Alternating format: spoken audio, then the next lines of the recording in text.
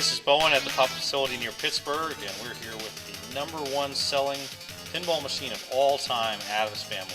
If you've played pinball in the last 20 years, you've almost certainly played an Addams Family at some point in your life, and we're going to take it to task here and show you some of the ways to play the game.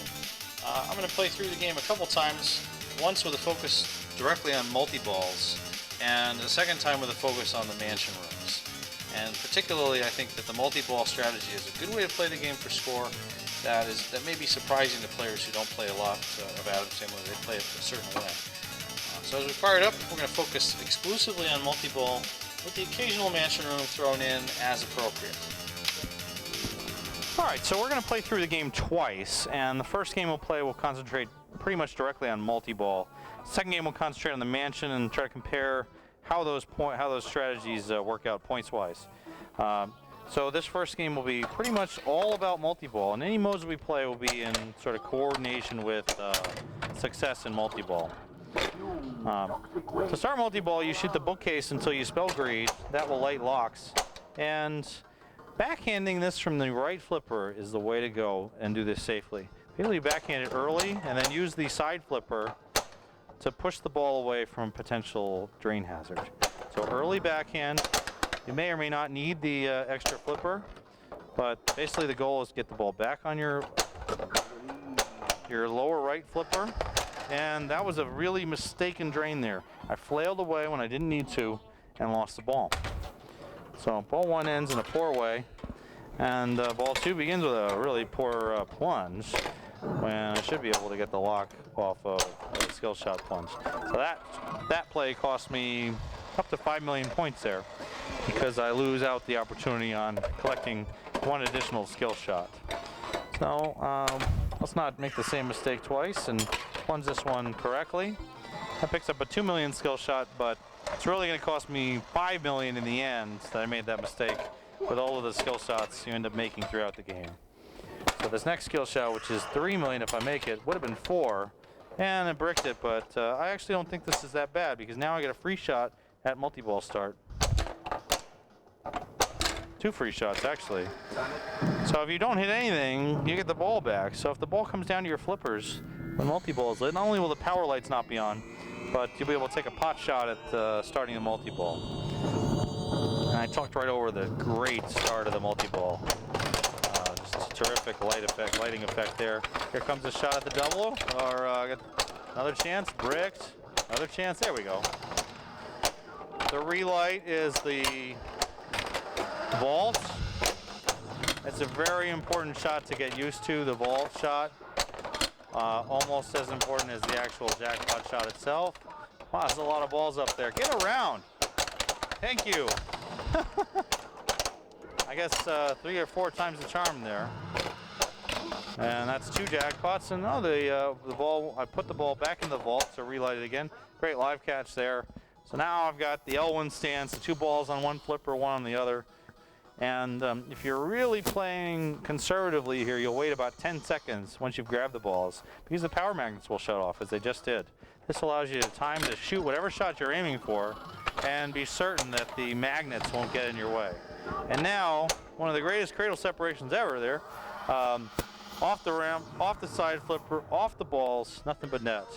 And if you can backhand the relight shot here, it's very difficult, but it is workable on certain Addams. And this one may be included, and instead I lose the ball. That's a better way of trying to get the relight. Tipping one ball off and shooting the other ball. Get this out of the way before that other ball shows up. That in lock 2. Oh!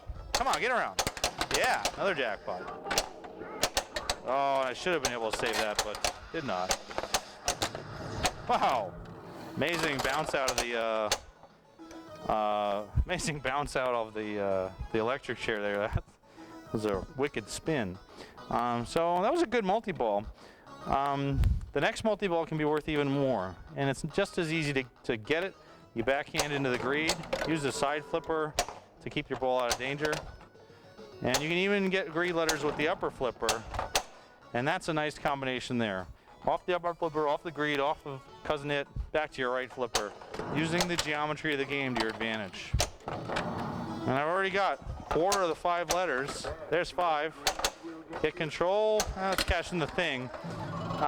Cashing in thing here, we're getting thing +1 from the star. That's 10 million. Decent stuff. And what am I? I'm on 141 already.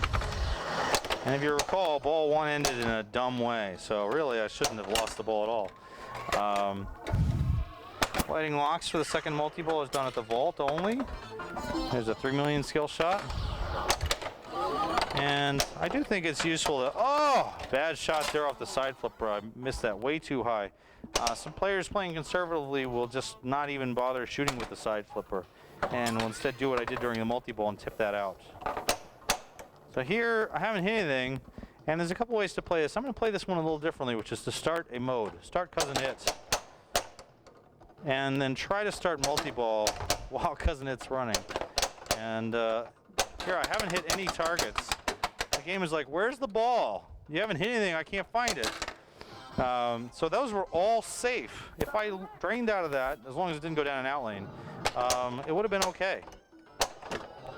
And the goal here is to start cousin hit and then start multi-ball while cousin hit is still running. So here, the ideal plunge is just slightly too long. Let it come down on the flippers in exactly the way that you just saw. And try to plug it into the multi-ball start here fast. Boom. Now cousin is running during multi-ball, and that's going to potentially be worth an extra 15 to 20 million just on its own. I'm not going to aim for cousin hits. I'm not going to do anything unusual about cousin hits, but it's just going to run during this round, and I should pick up some extra points as a result of that. But if I pick up a super jackpot, goodness gracious, that would be cool. And the super jackpot is the triple during the second multi-ball. There's a shot off cousin hit. 30 million there. And the restart is the same as it is before. Ideally, I want to cradle separate this ball onto the left. Oh, just terrible decision making there. A lot I could have done differently there, but in any case, let's see if we can get back into a multi-ball again. Cousin hit is just not worth enough points to think about as an option. I did not aim for the bumpers deliberately there, although it's a nice pickup of a few extra points. And I also think once you've hit a few bumpers, it begins to be worth going for the 5x graveyard. Good live catch there. So live catch, very helpful if you're going to play this strategy. Live catch, get in your hole. Not that hole. Ah. So, I don't know. I'm mildly disappointed with that, to be honest. But a little over 200 million, 220. I guess we're okay with that. But we'll go on and play a second game here, and we'll focus just strictly on Mansion and see how that compares. As you saw earlier, the Mansion was not being very kind to me, lipping out a lot. The one here at Papa has big yellow posts. You can see some of them around the game, and they're set up on purpose to make it harder to shoot the Mansion.